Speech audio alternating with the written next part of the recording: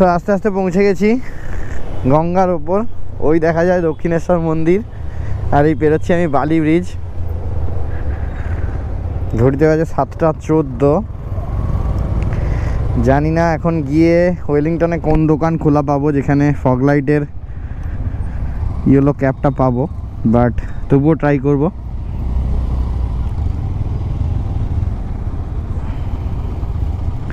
তবে যাই বলো, দক্ষিণেশ্বর মায়ের মন্দিরের ওপরে চাঁদটা কুয়াশার মধ্যে মায়াবী লাগছে কিন্তু। আর কলকাতার জ্যাম কি আর বলবো, চলো দেখি এগোই। কলকাতা তো পৌঁছে গেলাম, বাট পৌঁছাতে হয়ে গেলে খুব লেট, তাই এখন আর ওয়েলিংটনে যাওয়া হবে না। তবে শ্যামবাজারের দিকে গিয়ে কেনাকাটাগুলো করতে হবে। ফার্স্টে কিনবো 4L ইয়েলো ক্যাপ, আর কিনবো একটা স্যাডেল ব্যাগ, কারণ আমি যে টেল ব্যাগটা নিয়েছি ওটা অ্যাকচুয়ালি টেল ব্যাগ নয়, একটা লাগেজ ব্যাগ, ওটা চেন গেছে কেটে, তাই ভাইটারের একটা স্যাডেল ব্যাগ নেবো, এটাই প্ল্যান করেছি। তো দেখা যাক কিনে ওগুলো কালকে সকালে বেরোবো টুয়ার্ডস দ্য ডিম রাইড গুরুদংমার। তোমরা তো সঙ্গে আছোই, এই জিনিসগুলোর রিভিউ আশা করি পুরো রাইডটাই দিয়ে দিতে পারবো তোমাদের। Keep watching. ও কলকাতার ওই চিড়ে চ্যাপটা জ্যাম থেকে বেরিয়ে এসে হাইওয়েটা অন্তত চোখে দেখতে পেয়ে যে শান্তিটা লাগছে সেটা ভাষায় প্রকাশ করা সম্ভব নয়। যারা বাইক রাইডার তারাই আশা করি জিনিসটা এক্সপিরিয়েন্স করেছো বা রিয়েলাইজ করতে পারবে। তো চলো এগিয়ে যাই। ঠান্ডা তো লাগছে, তোমরা বুঝতেই পারছো আশা করি গলার আওয়াজে। এইখানে মনে হয় কোনো একটা দোকানে চা ফা পাওয়া যায়, কিন্তু চা এখনো হয়েছে কি? ম্যাডাম চা হবে? ও চাক। ড্রিম ডেস্টিনেশনে স্বপ্নের জায়গা, যেখানে যাওয়ার জন্য সবাই অনেক স্বপ্ন দেখে কিন্তু হুট করে সেখানে যাওয়া যায় না। তো এই গুরুদংমারের স্বপ্ন আমি অনেক দিন ধরেই দেখছি, বাট এখনো পর্যন্ত সেটা কমপ্লিট করে উঠতে পারিনি। তবে বেরিয়ে পড়েছি কিন্তু সেই স্বপ্ন পূরণের উদ্দেশ্যে। আর দাঁড়িয়ে আছি এখন কল্যাণী এক্সপ্রেস হাইওয়ের ঠিক পাশেই। এখানে পাশেই দোকানটায় চা খেলাম, চাটাও খুব সুন্দর ছিল। আর যে ঠান্ডাটা লাগছিল চাটা খাওয়ার পর কিন্তু সেটা টোটালি কেটে গেছে। তো চলো আর দেরি করে লাভ নেই, বেরিয়ে পড়ি আমাদের এই ড্রিম ডেস্টিনেশনের উদ্দেশ্যে। আর তোমরাও সঙ্গে থাকো, পাশে থাকো, আশা করি খুব সুন্দর কিছু এক্সপিরিয়েন্স তোমার সঙ্গে শেয়ার করতে পারবো।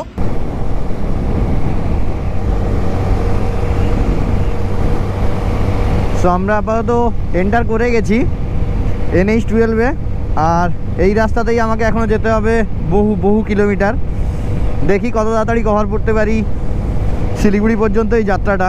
যদিও অনেকটাই দেরি করে ফেলেছি, বাজে 8:53। NH-12 টাচ করতে করতে প্রায় 9টাই বেজে গেল। দেখা যাক জার্নিটা কত সিকিউরলি কত তাড়াতাড়ি কমপ্লিট করতে পারি। তোমরা তো সঙ্গেই আছো।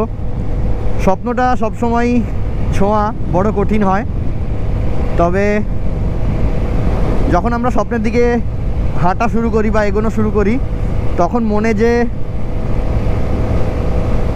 কি বলবো এনকারেজমেন্টটা থাকে, যে এনার্জিটা থাকে, ওই এনার্জিটাকে কন্টিনিউ ফরওয়ার্ড যদি আমরা করতে পারি তাহলে অবশ্যই আমরা স্বপ্নকে ছুঁয়ে দেখতে পারবো বা স্বপ্নের খুব কাছাকাছি যেতে পারবো। তো চলো দেখি যে এনার্জি নিয়ে বেরিয়েছি এই এনার্জিটা আমাকে গুরুদংমার পর্যন্ত টিকিয়ে রাখতে পারে কিনা।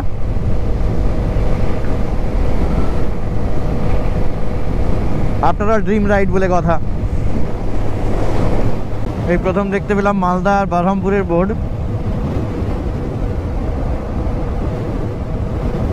এই মুহূর্তে আছি NH-12-এ, আর আশপাশে ট্রেন দেখো, বড় বড় গাছের ভিড় অনেক বেড়ে উঠেছে। একটু হলেও চেঞ্জ এসছে আমাদের মেদিনীপুর, কলকাতা, 24 পরগনা এই সমস্ত জায়গার ট্রেনের থেকে। আর কি বলবো, NH-12-এ একবার উঠে পড়ার পর, কল্যাণী হাইওয়ে টাচ করার পর বা কল্যাণী হাইওয়ে থেকে NH-12-এ উঠে পড়ার পর যে রাস্তা পাওয়া যাচ্ছে টুয়ার্ড শিলিগুড়ি, ক্যা হি কেনে ভাই, ক্যা হি কেনে। মানে যদি সত্যি অ্যাডভেঞ্চার সুপার বাইক থাকে মানে বোধহয় 9-10 ঘন্টায় সত্যি শিলিগুড়ি পৌঁছে যাওয়া যাবে। লাজবাব রোড কোয়ালিটি, কোনো কথাই হবে না।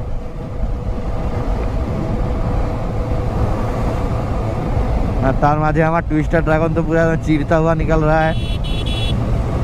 মালদা 210 কিলোমিটার আর বহরমপুর 94 কিলোমিটার বাকি এখান থেকে।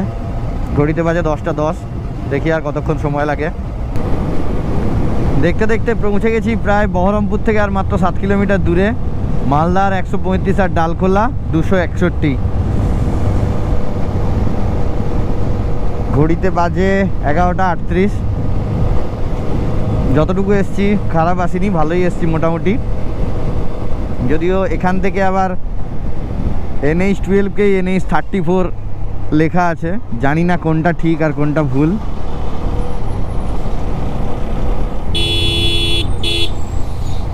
আবার এখানে লেখা আছে NH12। সো তোমরা কমেন্ট করে জানিও কোনটা অ্যাকচুয়াল রাইট।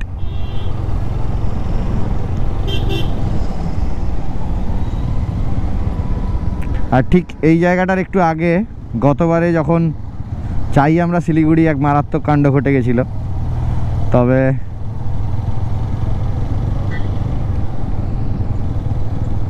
এবারে আর আশা করি সেরকম কিছু ঘটবে না, কারণ হুই একেলা, যদিও এরকম বলা যায় না, আমার সঙ্গেও ঘটতে পারে। তাই সবাই সবসময় sincerely with proper gears ride করাটাই বাঞ্ছনীয় মনে করি। তো চলো সামনে যাই, গিয়ে আর কিছুটা কিলোমিটার যাওয়ার পর কোথাও একটা লাঞ্চ করব, দাঁড়িয়ে আবার গল্প হবে, কথা হবে। আর তোমরা দেখতে থাকো তখন কিছু খুব সুন্দর cinematic by GoPro. Step 1, wake up early, gonna rise in the sun. Step 2, get some good, some food in you. Step 3, think real hard about what you wanna be. Step 4, everybody just do your thing. Wake up, today's gonna be a good day. Wake up, today's gonna be a good day. Wake up, today's gonna be a good day. Wake up, today's gonna be a good day. Wake up, today's gonna be a good day. Wake up. So hello friends, এই মুহূর্তে বসে আছি ফারাক্কা থেকে 45 kilometre দূরে। Order করেছি biryani, chicken biryani.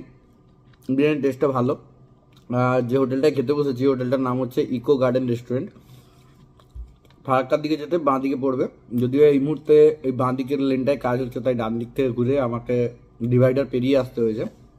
তোমরা যদি ইতিমধ্যে ক্রস করো তাহলে একটু ম্যানেজ করে নিও ব্যাপারটা। তবে সত্যি বলছি বিরিয়ানিটা টেস্ট করে দেখো, কিন্তু অসাম খেতে। প্রাইসটা যদিও কত এখনও পর্যন্ত আমি জানি না, জিজ্ঞেস করতে ভুলে গেছি, এত খিদে পেয়ে গেছিলো, দিতেই খেয়ে নিয়েছি। আর ঘড়িতে বাজে প্রায় 1:30। তো শিলিগুড়ি পৌঁছতে এখনও তো কমসে কম এদিক ওদিক করে 6-7 ঘন্টা লাগবে। লেটস সি কত তাড়াতাড়ি পৌঁছতে পারি। আর তোমাদের সঙ্গে বাকি জার্নিটা তো শেয়ার করছি। So keep watching.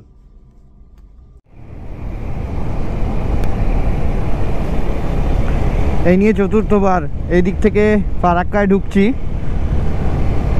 তবে এইবার বোধহয় সব থেকে সুন্দর সময় ফারাক্কাকে অতিক্রম করছি। বাজে ঘড়িতে 2:47।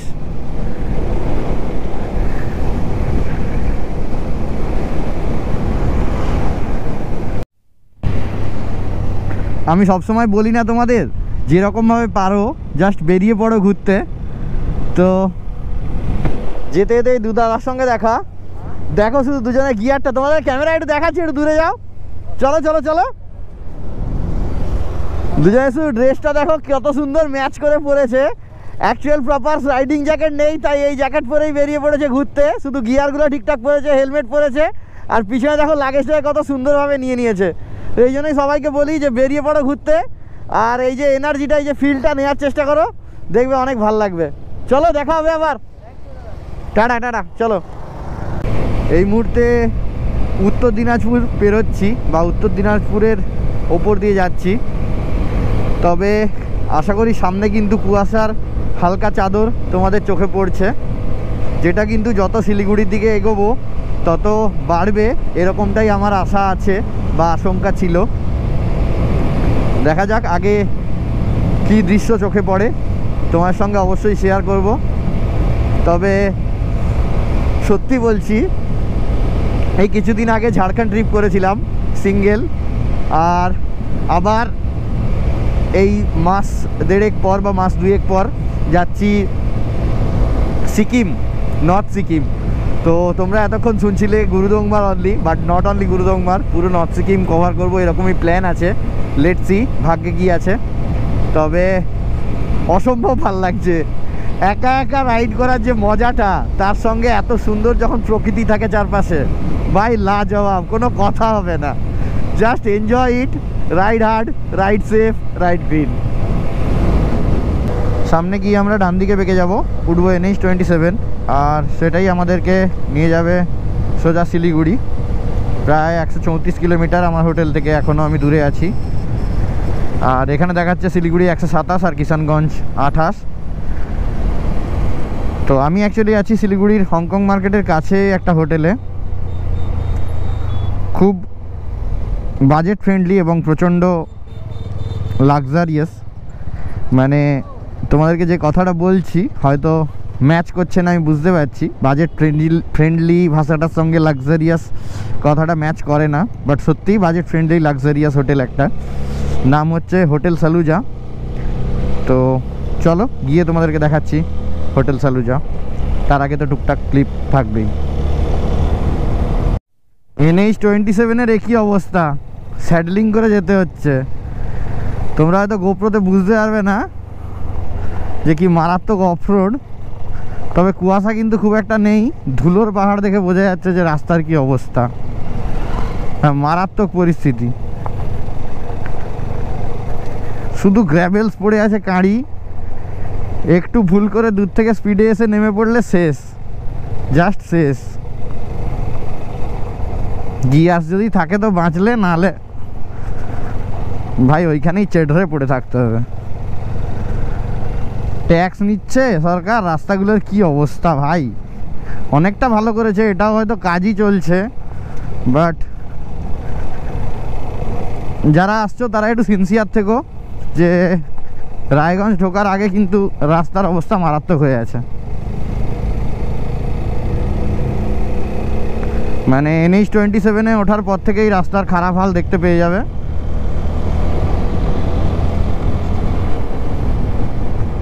তবে ভালো রাস্তা পেলেও হুট করে স্পিড তুলো না, কারণ তারপরেই মারাত্মক গ্র্যাভেলসের কাঁড়ি, ঠিক আছে?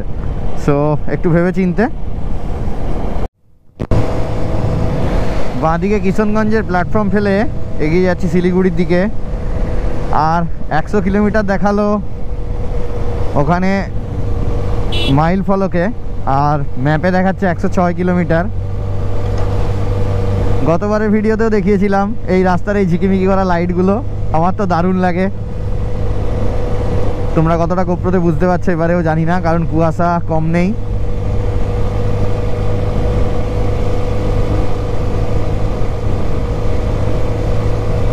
আর এই ফ্লাইওভারটা নিয়ে তো কোনো কথাই হবে না, প্রত্যেকটা লাইট জ্বলছে, আর দুধারে এরম ব্লিঙ্কার্স, তার মাঝখান দিয়ে বাইকার্স। क्या ही कहने, মায়াবী লাগছে, মায়াবী।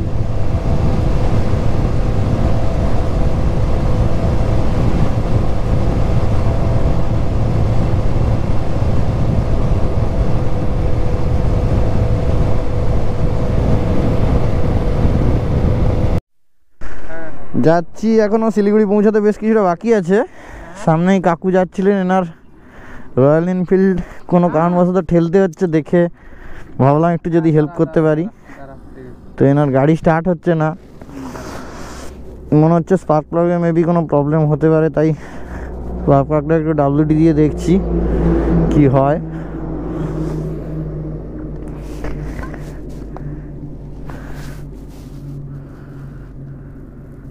আপনার মনে হয় স্পার্ক প্লাগের লাইন কেটে গেছে কাকু, স্পার্ক প্লাগের লাইন কেটে গেছে।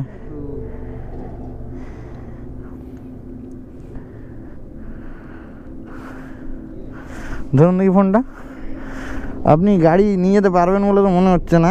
মেকানিক ডাকুন এখানে। মেকানিক ওখানে আছে সামনে। সামনে বলতে কোথায়? ওই মেকানিক আছে তো সামনে, সামনে আছে, ওই মোড়ের ওখানে আছে। এখান থেকে আধা কিলোমিটার। কত? আধা কিলোমিটার? হ্যাঁ, আধা কিলো হবে না। দেখছি যদি হয়ে যায় ভালো, নালে কিন্তু আমার মনে হয় আপনি মেকানিক ডেকে আনুন এখানে।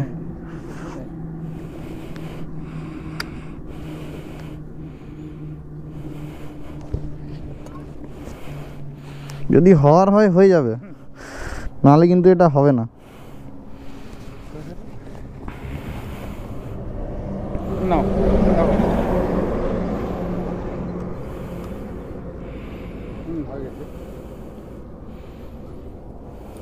এই কিক দিয়ে স্টার্ট করতে হবে। তারা তো এটা ধরো, আমি স্টার্ট করি। দেখুন গাড়ি কি নিউট্রালে আছে? নিউট্রালে।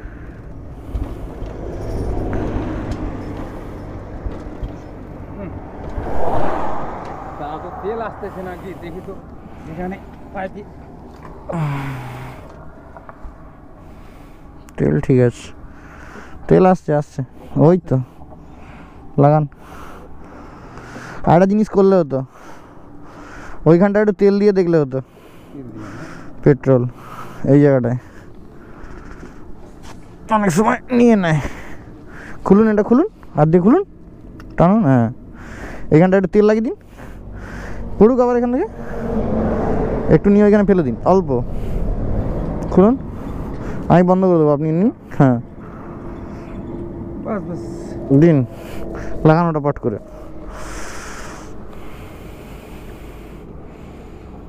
কি আবার খুলে এলো? এই জন্যই হচ্ছে না আপনার।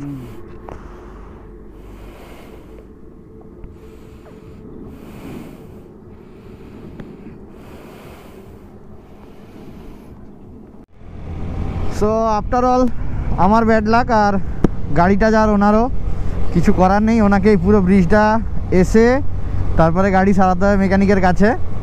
যদিও ওনাদের সঙ্গে যারা ছিলেন তারা হয়তো গিয়ে মেকানিককে বলে রেখেছে বা মেকানিক আনছে, এরকম একটা কিছু শুনলাম, তবে গাড়িটা অন হলো না।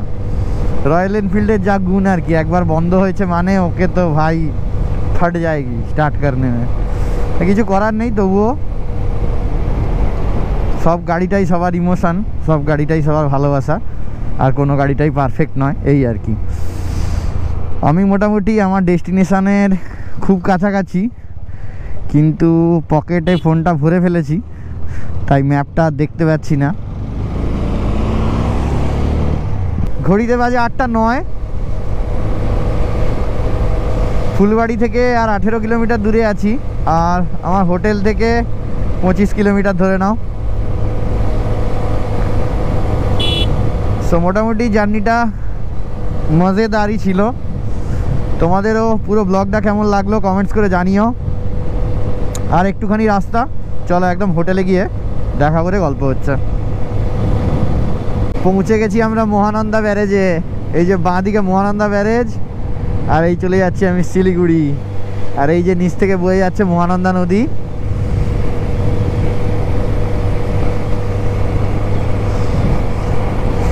মহানন্দার সম্পূর্ণ ঝলক তোমরা দেখতে পাবে, বা মহানন্দা বলা ভুল, মহানন্দা অল্প করে হয়তো, আর তিস্তা, এই দুটো ঝলক তোমরা দেখতে পাবে নেক্সট এপিসোডে।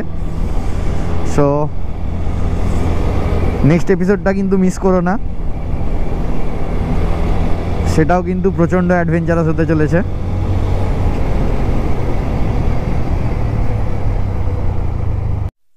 পৌঁছে গেছি হোটেল সালুজায়, পিছনে ওইদিকে পার্কিং, ওখানে পার্কিং করে দিয়ে এসেছি।